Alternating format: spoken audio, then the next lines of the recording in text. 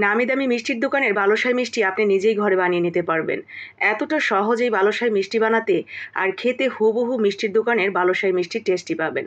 অসম্ভব মজার রসের টইটুম্বুর এই বালুশাহী মিষ্টি বানাতে তেমন কোনো খরচও নেই। আপনার বাসায় যা আছে তা দিয়েই বানিয়ে নিতে পারবেন। তো চটজলদি দেখে নিই কীভাবে রেসিপিটা তৈরি করেছিলাম। তো প্রথমেই আমি এখানে হাফ কাপের মতো ময়দা নিয়েছি। ময়দা নিলে বেশি ভালো হবে, তবে আটা দিয়েও কিন্তু তৈরি করা যাবে। স্বাদ মতো লবণ, আর এখানে আমি 10 টাকা প্যাকেটের যে গুঁড়া দুধগুলো বাজারে কিনতে পাওয়া যায় সেই প্যাকেটের 2 প্যাকেট গুঁড়া দুধ দিয়েছি। শুকনো অবস্থায় ভালো করে মিশিয়ে নিলাম। এরপরে হাফ চামচের থেকেও কম চা চামচের অল্প একটু বেকিং পাউডার দিয়ে ভালো করে মিশিয়ে নিয়েছি। এখন দিয়ে দিলাম ঘি। আমরা এখানে চা চামচের 3 চামচের মতো ঘি ব্যবহার করেছি। ঘি দিয়েও শুকনো অবস্থায় ভালো করে মিশিয়ে নিতে হবে, যাতে প্রত্যেকটা দানায় দানায় ঘির মিশ্রণটা পৌঁছে যায়। এরপরে আস্তে আস্তে একটু একটু করে পানি দিয়ে একটা টাইট ফিট ডো তৈরি করে নেব। নর্মালি রুটির পরোটার যেরকম ডো হয় সেরকম না, তার থেকে অনেকটা শক্ত টাইট একটা ডো তৈরি করে ঠিক এইভাবে রেখে দিব।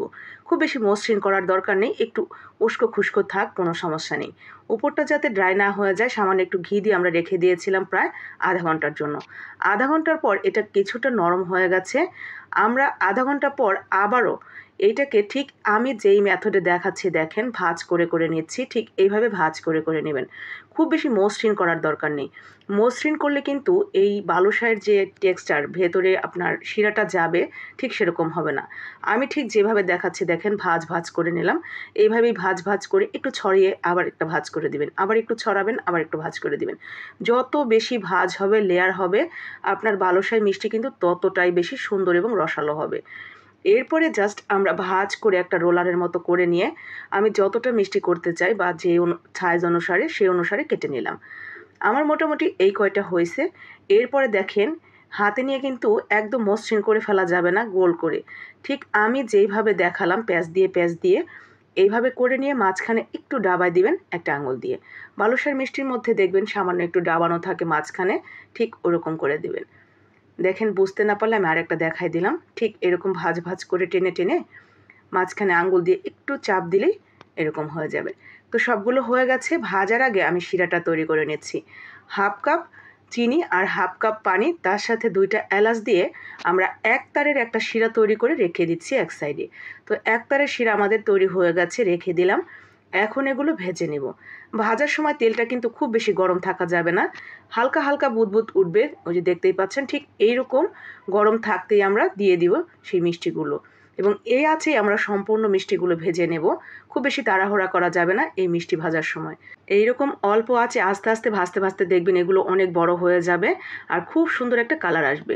ঠিক এরকম যখন হয়ে যাবে তখন আমরা এগুলো তুলে নিয়ে একটা গোল, যেটার মধ্যে একটু গর্ত সাইজের বাটি, সেরকম একটা বাটির মধ্যে দিয়ে আমরা সেই শিরাগুলো ঢেলে দিব। হয় আপনার শিরাটা গরম থাকতে হবে, নয়তো আপনার মিষ্টিটা গরম থাকতে হবে। যে কোনো একটা গরম থাকলেই হবে। আমার যেহেতু মিষ্টিটা গরম, তো আমি ঠান্ডা শিরাটা ঢেলে দিয়ে এভাবে রেখে দিয়েছিলাম প্রায় 2 থেকে 3 ঘন্টার জন্য। 2-3 ঘন্টা পর দেখেন শিরাটা পুরোটা টেনে গেছে এবং মিষ্টিগুলো সাইজে কতটা বড় হয়ে গেছে। রস খেয়ে একেবারে স্বাস্থ্যবান হয়ে গেছে। তো আমরা একটু গুঁড়া দুধ দিয়ে কোটিং করে নিয়েছি। এখন চলেন আপনাদের একটা ভেঙে দেখাই ভেতরে কতটা রস গেছে। আলহামদুলিল্লাহ, মাশাল্লাহ, দেখেছেন কতটা রসালো হয়েছে। রসে একেবারে টইটুম্বুর। দেখে মনে হচ্ছে নামি দামি কোনো রেস্টুরেন্টের বালুশাহী মিষ্টি। আর বিশ্বাস করবেন কিনা জানি না, অসম্ভব ভালো হয়েছে আজকের এই মিষ্টিটা খেতে। যারা এই ধরনের মিষ্টি জাতীয় খাবার খেতে পছন্দ করেন, দেরি না করে বানিয়ে নেবেন। সবাইকে দেখার জন্য লাইক কমেন্ট শেয়ার করে দিবেন।